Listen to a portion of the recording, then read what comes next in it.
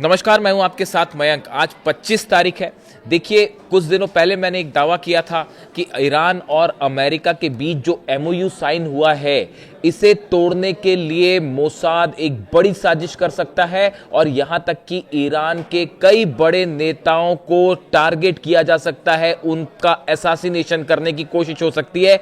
इस तरह की बात मैंने आपसे कही थी। अब देखिए, एक बड़ी खबर आई है। खबर जो है वो ब्राजील से आई है और ब्राजील के एक बड़े पत्रकार ने बेहद ही सनसनीखेज दावा किया है। यह बात सामने रखना क्यों जरूरी है, इसकी चर्चा क्यों जरूरी है, वो मैं आपको बताऊंगा।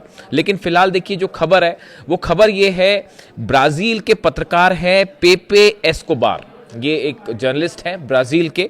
इन्होंने एक पॉडकास्ट के दौरान बहुत बड़ा दावा किया है। इनका कहना ऐसा है कि नेतन्याहू ने, मोसाद ने, इजराइल की खुफिया एजेंसी मोसाद ने नेतन्याहू के कहने पर एक साजिश रची थी, जिसमें जिनीवा में जब ईरान और अमेरिका की बातचीत हो रही थी एमओयू को लेकर, उसके पहले पाकिस्तान के जनरल आसिम मुनीर की हत्या का प्लान तैयार किया था। आसिम मुनीर को मार देना चाहता था नेतन्याहू। इस तरह का दावा इन्होंने किया है। उसके साथ ही यह भी कहा इन्होंने कि जो पाकिस्तान का पूरा डेलीगेशन इसमें शामिल था, उस पूरे डेलीगेशन की हत्या करवाना चाह रहा था नेतन्याहू और मोसाद, और इसके पीछे मकसद था कि किसी भी तरह से ईरान और अमेरिका के बीच एमओयू साइन ना हो पाए। देखिए, आप सब देख ही रहे हैं कि किस तरह से इजराइल और इजराइल के जितने नेता हैं, खासतौर पर नेतन्याहू और उनकी पार्टी से जुड़े नेता, चाहे डिफेंस मिनिस्टर हो या बाकी के मंत्री हो, कोई ये नहीं चाहता कि ईरान और अमेरिका के बीच किसी भी तरह का एमओयू साइन हो या मामला डील तक पहुंचे। इसलिए इसको रोकने की तमाम कोशिशें हुई। अब जो है, इसी दौरान ये खुलासा सामने आया है, ये दावा है। असल में ये पत्रकार है पेपे एस्कोबार, ब्राजील के।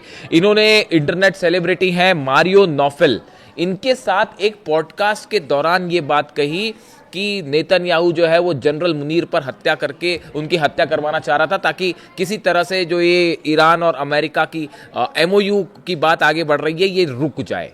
ऐसी कोशिश होने वाली थी। देखिए, मैं आपको, ये तो इन्होंने बात आज कही है, मैं आपको अपना ही खुद का 15 जून का, इसी महीने का एक वीडियो फिर से दिखाता हूं, जिसमें मैंने ये बात कही थी कि ईरान के विदेश मंत्री जो हैं अब्बास अराक्ची साहब, ये निशाने पर हो सकते हैं और ईरान के डेलीगेशन से जुड़े लोगों को या इस वार्ता से जुड़े डेलीगेशन को मोसाद निशाना बना सकता है। देखिए, बिल्कुल एग्जैक्ट यही जानकारी कमोबेश इसमें इन्होंने मुनीर की बात की है।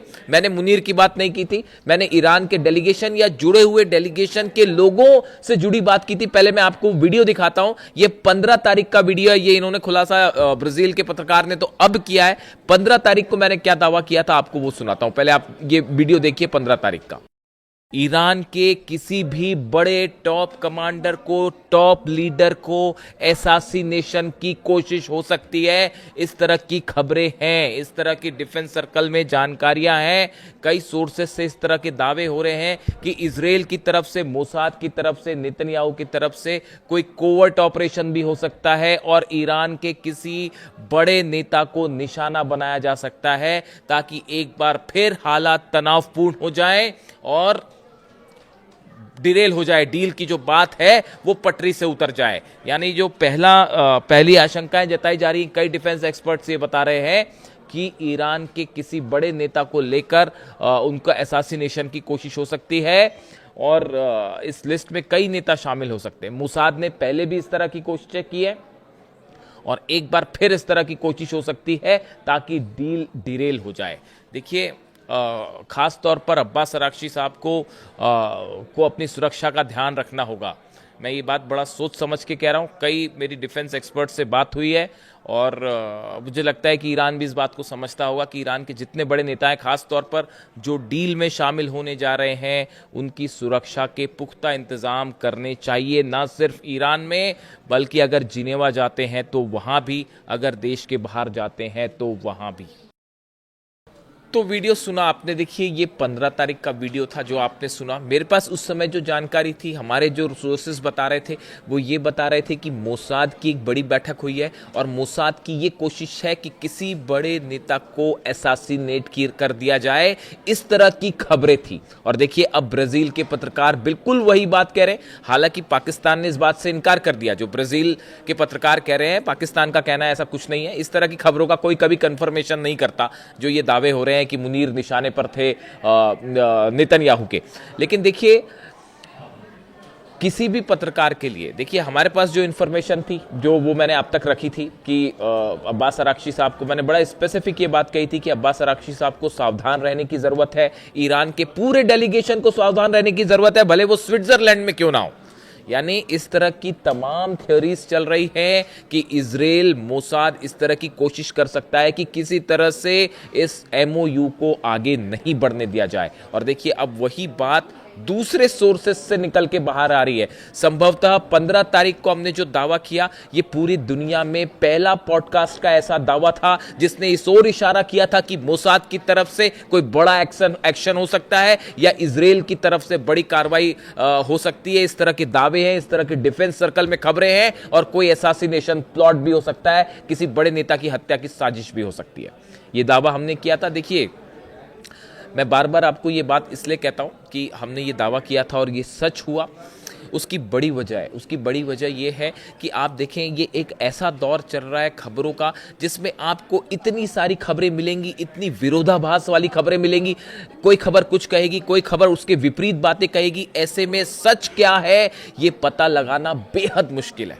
मेरे दर्शकों के लगातार ये कमेंट्स आते हैं कि सर आप ये बताइए कि इसमें असली सच क्या है, हकीकत क्या है, क्योंकि इस समय तमाम इस तरह की खबरें चल रही हैं कि जो एक दूसरे से अलग होती हैं।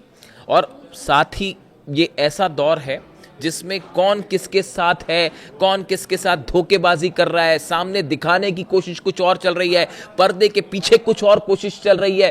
पूरा दौर इस धोखेबाजी से भरा हुआ है। इसलिए कौन सही कौन गलत है, किसके मन में क्या है, एक्शन कुछ कर रहा है, ये हकीकत को पता लगाना बेहद मुश्किल साबित होता है। इसलिए ये बात हमारी हमेशा से कोशिश रही है।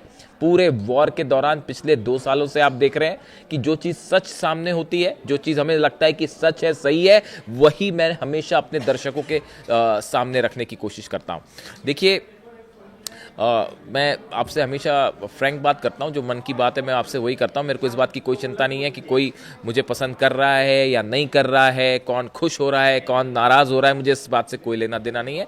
मुझे जो बात सच लगती है, हकीकत लगती है, वही बात मैंने हमेशा आपके सामने रखी। और किसी भी पत्रकार के लिए जब कोई बात उसकी कहीं सच साबित होती है तो उसे खुशी होगी। ऑब्वियस सी बात है, साधारण सी बात है कि अगर कोई पत्रकार कोई दावा करे और वो बात सच साबित हो जाए या आगे चल के वो बात सही साबित हो तो खुशी होना स्वाभाविक सी बात है। हालांकि अब मुझे ज़्यादा खुशी भी नहीं होती इस बात की। इस तरह की खुशियाँ जो होती थी वो 28 फरवरी को जो हुआ ईरान में, और जिस तरह से 86 साल के उस बुजुर्ग को की हत्या कर दी गई, उसके बाद जो है अली खामेनी साहब के जाने के बाद अब इस तरह की खबरें जो है वो कोई खुशी नहीं देती कि आपकी खबर सच साबित हुई या नहीं साबित हुई। देखिए मैं आपको एक बात बताऊं, ये जिस दिन अली खामेनी साहब का असैसिनेशन हुआ था उस दिन मैंने एक पल के लिए फैसला किया था कि अब मैं कोई पॉडकास्ट नहीं करूंगा, अब मैं कोई खबरें ही नहीं बनाऊंगा। लेकिन मेरे कई मित्र हैं, उन्होंने ये बात कही कि अगर आप ही खबरें सामने नहीं रखेंगे तो बड़े सारे ऐसे लोग हैं जिन तक सच कैसे जाएगा, वो ये इस बात को कैसे पता चलेगा उनको कि इस जंग में ईरान की जीत हो रही है या इस जंग में ईरान कितना संघर्ष करके जो है वो ईरान हर मोर्चे पर फतेह हासिल कर रहा है, ये जानकारी लोगों तक जा ही नहीं पाएगी। इसलिए फिर अंततः मैंने फिर से इस पॉडकास्ट को कंटिन्यू करने का फैसला किया, वरना मैंने इसे बंद कर दिया होता।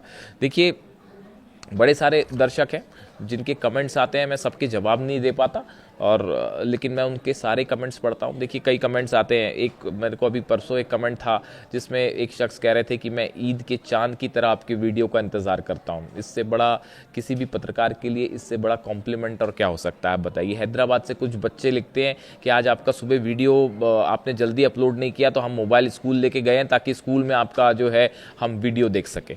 ऐसी मैं हाल ही में ईरान हाउस गया था, कुछ समय पहले की बात है, तो वहाँ पे एक कश्मीर के एक भाई साहब मिले, वो कश्मीर में सब्ज़ी बेचते हैं। वो मुझे देख के जो है वो दौड़ पड़े, आके गले मिल गए और वो बेहद भावुक थे कि हम रोज़ परिवार के साथ जो है कश्मीर से आपका वीडियो रोज़ देखते हैं। ऐसी एक भाई साहब से फ़ोन पे बात हो रही थी, वो फ़ोन पर फूट फूट कर रोने लगे और उन्होंने मुझसे कहा कि खामनेई साहब का जितना सम्मान, उनसे जितनी मोहब्बत मयंक भाई आपने की है, इतनी तो हम ना कर सके, और वो फूट फूट कर रोने लगे। तो ये मेरे जो दर्शक हैं, इनके जो ये कमेंट्स आते हैं, ये प्यार मिलता है, जो आप लोगों का जो प्यार है, यही इस पॉडकास्ट को कंटिन्यू रखे हुए है। वरना जिस दिन खामनेई साहब का असैसिनेशन हुआ था, उस दिन मैंने सोच लिया था कि आइंदा जो है वो मैं शायद पॉडकास्ट नहीं करूँगा। वो भारत के एक डायरेक्टर, आपने देखा ही होगा, गुरुदत्त साहब, उनकी फिल्म है प्यासा, उसमें साहिर लुधियानवी जो है, उन्होंने गीतकार है, उन्होंने एक उसमें गाने की लाइन है कि ये दुनिया अगर मिल भी जाए तो क्या है। हाल ही में मुझे किसी ने ये बात कही, शिया कम्युनिटी से हैं, वो मित्र हैं मेरे, उन्होंने ये बात कही कि मयंक भाई अब तो जीत हासिल हुई ईरान को, बहुत अच्छी बात है, बड़ी गर्व की बात है, लेकिन ईरान का नूर चला गया, हमारे खामनेई साहब चले गए, अब ये दुनिया अगर मिल भी जाए तो क्या है। तो वो बात मुझे अक्सर याद आती है। देखिए 28 फरवरी को जब अली खामनेई साहब के असैसिनेशन की खबर आई, देर रात को एक खबर आई थी, उसके ठीक पहले चंद घंटों पहले एक इफ्तार का कार्यक्रम था ईरान हाउस में, मैं उस पर मौजूद था। वहाँ पर कई गेस्ट मौजूद थे। ईरान हाउस में जो मैनेजमेंट होता है ईरान हाउस का, वो जलाल भाई हैं, वहाँ पे देखते हैं, अशरफ भाई वहाँ का मैनेजमेंट देखते हैं। और देखिए वो ऐसी शाम थी जब इस तरह की खबरें थी कि अली खामनेई साहब पर जो है वो हमला हुआ है, लेकिन अब वो कैसे हैं इसकी जानकारी किसी को नहीं थी। और उस इफ्तार के दौरान बार बार जलाल भाई जो है वो मुझसे आके ये पूछते रहे कि मयंक भाई क्या कोई नई खबर तो नहीं आई है, कोई नई खबर आई है क्या। हम सब के मन में एक आशंका थी कि कहीं अली खामनेई साहब पर कोई हमला तो नहीं हुआ है, वो कैसे हैं। और मैं बार बार उनको ये कहता, जलाल भाई जैसे ही अपडेट आएगा मैं आपको बताऊंगा। और अशरफ भाई भी हैं वहाँ पर, वो भी, उनके भी यही सवाल होते थे। उस पूरी रात को हम जागते रहे और आखिरकार सुबह सुबह जो है वो इस तरह की खबर आई कि अली खामनेई साहब अब हमारे बीच में नहीं है। शायद वो ज़िंदगी के सबसे मुश्किल घड़ी थी सबके लिए, और जो डर था वो सच साबित हुआ। खैर देखिए, इन तमाम खबरों के बीच हमने जहाँ से बात शुरू की थी, हम एक बार फिर वहीं पे वापस आएंगे। कुल मिला के जो कहानी है ये कि नेतन्याहू मुनीर को मरवाना चाहते थे, इस तरह का दावा है। इसकी हकीकत क्या है, लेकिन एक बात तय है, ईरान और अमेरिका के बीच जो ये एमओयू है, इसको लेकर एक बड़ा प्लॉट तैयार है, एक बड़ी साजिश तैयार है कि किसी भी तरह से इसे आगे बढ़ने से रोका जाए। और कैसे दो मुद्दों पर, एक कंपनसेशन जो ईरान को दिया जाना है, हॉर्मूज का मुद्दा, और तीसरा है यूरेनियम इंस्पेक्शन। ये तीन मुद्दे ऐसे हैं जिस पर ये एमओयू टूट सकता है। और इसी बीच देखिए, इजराइल की तरफ से ये बात, इजराइल के जो सोर्सेज बता रहे हैं, जो इजराइल से खबरें आ रही हैं, आप देखिए लगातार लेबनान पर अब भी हमले जारी हैं। आप देखिए गजा में जो है, मैं अलग से एक वीडियो पे बात करूंगा, गजा में छोटे छोटे बच्चों को अब भी निशाना बनाया जा रहा है, अब भी वहां छोटे छोटे बच्चों की हत्या की जा रही है। देखिए एक तरफ तो कहने को वर्ल्ड कप भी चल रहा है, पूरी दुनिया वर्ल्ड कप भी देख रही है, और दूसरी तरफ जो है फिलिस्तीन के वो बच्चे हैं जो आज भी पानी के लिए, खाने के लिए जो है उनका हाल बुरा है। और देखिए कैंप्स में जहां पर शरणार्थी रह रहे हैं, जहां पर जो है फिलिस्तीनी रह रहे हैं, मासूम बच्चे हैं, माएँ हैं, उनके ऊपर अब भी फायरिंग हो रही है, फिलिस्तीन के कैंप्स पे हमले हो रहे हैं। और पूरी दुनिया जो है बड़े हैरानी की होती है कभी कभी देख के कि पूरी दुनिया समझ रही है फिलिस्तीन में क्या हो रहा है। क्या किसी को कोई शक है कि ये नरसंहार है, जेनोसाइड हो रहा है फिलिस्तीन में? लेकिन उसके बाद भी पूरी दुनिया खामोश है। जो आवाज़ उठाने वाला शख्स था वो शायद अब चला गया दुनिया से। इसीलिए मैं हमेशा कहता था कि ये पूरा जो है ना, ये पूरे मिडिल ईस्ट का जो हाल है इस समय, तमाम देश, अमेरिका हो, इजराइल हो, अरब देश हो, किसके मन में क्या चल रहा है, कौन किसके साथ खड़ा है, ये पता लगाना ही बेहद मुश्किल है। खामनेई साहब थे जो एक बार कह दिया वो पत्थर की लकीर होता, उससे कभी पीछे नहीं हटते, हर बात बेहद सोच विचार के कहते। उनका विजन, उनकी सोच, उनकी दूरदृष्टि, मुझे तो बहुत ज़्यादा सीखने को मिला उनसे। मैं एक जर्नलिस्ट हूँ, लेकिन उसके बावजूद जो है मैंने उनके तमाम वीडियोस देखे, उनको फॉलो किया। उनका जो विजन था देखिए वो कई जगह आप उनको अप्लाई कर सकते हैं। अली खामनेई होने का मतलब सिर्फ ईरान का सुप्रीम लीडर होना नहीं है, वो आपको जीवन जीने का पूरा तरीका बताया है उन्होंने, कि आप कैसे अपने जीवन में हर उन बातों को उतार सकते हो जो शायद इमाम हुसैन ने करबला में सिखाई। कहीं भी अत्याचार हो रहा है, आप अगर उसका विरोध करते हैं तो आप खामेनेई साहब और इमाम हुसैन की विचारधारा को आगे बढ़ा रहे हैं। कहीं पे भी आपको ऐसा लगता है कि कोई आपको दबाने की कोशिश कर रहा है, आप उसके खिलाफ विद्रोह करते हैं, तब आप अली खामेनेई साहब और इमाम हुसैन की बात को लेकर आगे बढ़ते हैं। जब आप ये बात समझ पाते हैं, अली खामेनेई साहब का ये विजन था जिसकी वजह से आज ईरान ने जीत हासिल की है, कि सच को देख पाते थे वो। इस तमाम जो मैं आपसे अक्सर ये कहता हूं कि कई लोग कमेंट करते हैं, मयंक भाई ये बताइए हकीकत क्या है, अलग अलग खबरें आ रही है। तो वो जो विजन देखने का है वो अली खामनेई साहब का विजन था, वो सच देख पाते थे, दूरदृष्टि थी उनकी कि कौन ईरान का दोस्त है और कौन दुश्मन, बड़े अच्छी तरह से पहचानते थे।